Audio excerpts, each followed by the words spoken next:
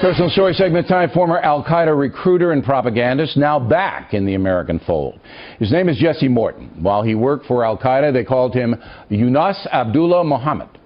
Born in Pennsylvania, 2010, he fled to Morocco, where he was arrested and held in a prison there. He's taken back to the USA 2011, pleading guilty to various terror charges. Now, in a stunning turn of events, Mr. Morton is working at the George Washington University Center for Cyber and Homeland Security. He joins us now from Washington. First of all, why did you join Al-Qaeda? Well, the process of my radicalization and my entrance into adherence to and affinity for Al-Qaeda's ideology started at a very young age. I had a very traumatic upbringing, and I think that what that did was it made me open up to alternative ideologies. Thereafter, I identified with Islam after reading the autobiography of Malcolm X and could relate with a lot of his story. So I was open to radical interpretations from the very beginning. Criminal behavior was also an underpinning element of my youth, and during that time I went to jail and was radicalized by a preacher in jail shortly before 9/11.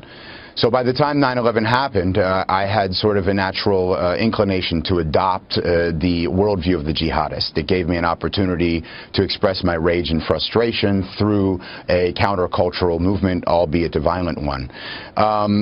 That process continued to unfold, and I continued to get deeper and deeper into the ideology of Al-Qaeda, and eventually graduated from role to role, first as a student, then as an adherent, and then as a propagandist. All right, let me stop you there. Let me stop you there. So you're in the USA. You didn't go to Pakistan or any of those places. You're here in the United States, and you're working with Al-Qaeda here. Is that correct? Well, that is correct. At the time, Al-Qaeda was changing its strategy. They were becoming less a top-down hierarchical organization and more decentralized with regard to inspiring others to take up the cause. And they were stressing that individuals everywhere needed to concentrate on propagating the ideology, that was one of the ways that they were going to sustain their movement. And where were you doing this physically in the USA? Where were you?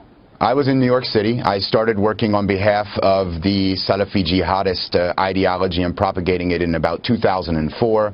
I was first with a movement in New York called the Islamic Thinkers Society. Then I started my own entity, Revolution Muslim, in late 2007, and ran that up until the point of my incarceration in May of 2011. Were you worried about the FBI and people coming after you? Was that something that you were worried about here?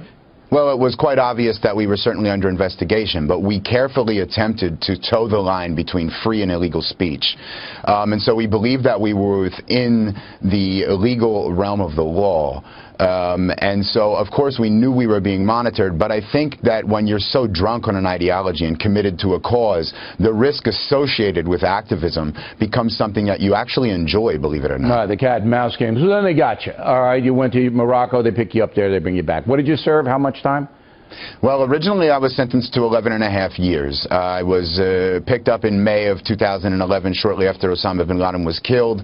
But I was afforded the opportunity to cooperate with law enforcement. I had many different variables that contributed to a de-radicalization. And ultimately, the judge on the case, with the recommendations of the prosecutor, released me after 3 years and 9 months. So you cooperated with the federal government against the other Muslim radicals, right?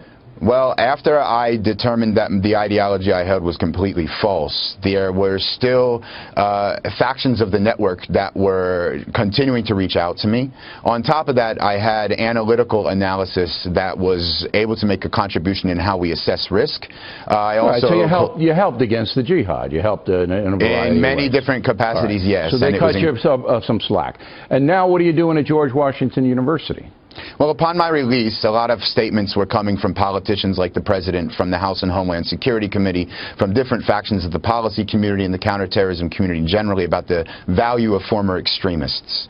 And so I decided to attempt to find an avenue by which I could operate as a former in the U.S. ambit.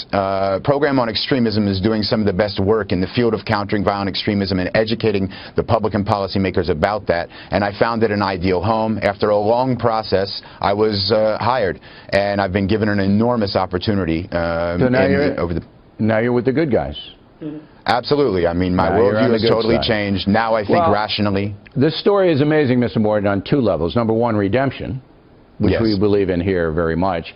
And number two, now you're a patriot, I hope. I mean, I hope you're helping protect Americans, because we need all the protection we can get. Last word.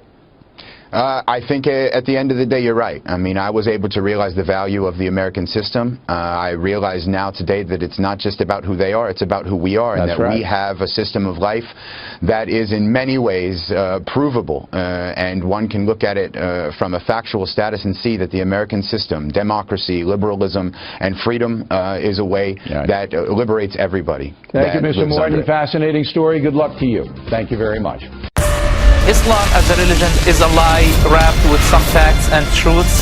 I want the truth! You can't handle the truth! Let them prove it's a religion of peace.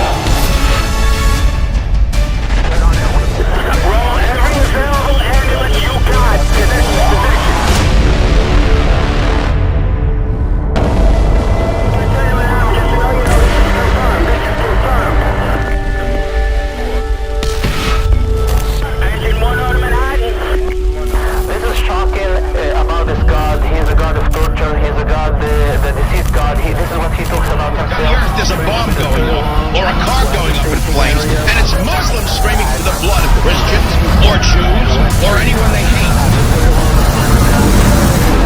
Page after page after page is about religion, a religion that teaches convert or kill. Let them prove it's a religion of peace.